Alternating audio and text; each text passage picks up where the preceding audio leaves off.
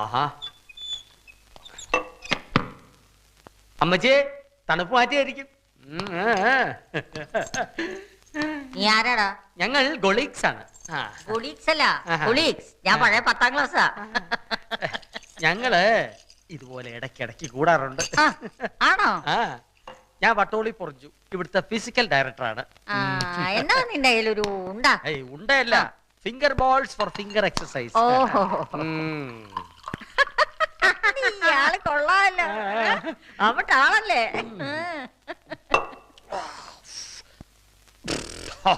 പടയപ്പാ, അപ്പന് എന്നാണോ പണി? ശരിയായി.